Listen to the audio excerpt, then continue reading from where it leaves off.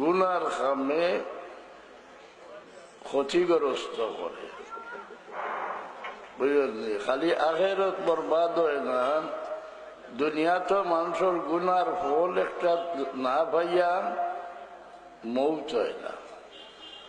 বালা কাম করলে এর একটা বদলা আল্লাহ দুনিয়াত না দিয়া মৌত করই না, বাদ কাম করলেও এর একটা বদলা দুনিয়াত না দিয়া তার মৌত করই না। আর দুনিয়া দারুল মাকাফা।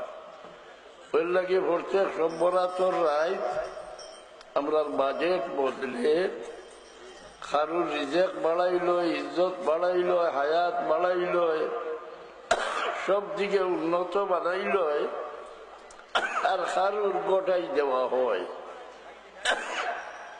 যে এক বছর বাদ কাম করলো, বাদর বছর তার জীবন আন্দাই রয়।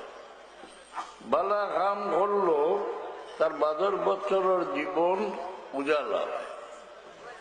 বালা কাম হইতে আমরা বুঝি মসজিদে বইয়া তসবি মারাবো সবচেয়ে বালা কাম না। বালা কাম হইল মানুষ লোকের বালা ব্যবহার, মানুষ লোকের ব্যবহার, বুঝলেন? আপনি কোন এবাদত দুনিয়াত করিয়া বংশরে উজালা করতে পারতা নাই, কিন্তু মানুষরে সাহায্য করেন, মানুষরে দান করেন, খাওয়াইন, মানের বালা করেন, এর বদলা আপনার বংশে পায়। কমপক্ষে 7 পিঢ়ি পর্যন্ত এর বদলা বংশ উজালা থাকে, বুঝলেন? মানুষ লোকে বালা ব্যবহার করলে, দান করলে, খাওয়াইলে, আমরা তো না ফিরিস্তাও হলে বহু বেশি আবাদত করতাম। এইগুলোর জমিন ধরে উঠানি, কারণ এগুলোর থাকি অন্যর ব্যবহার নাই। আর গুনাও করেন না, গুনার মাফিও চাইন না।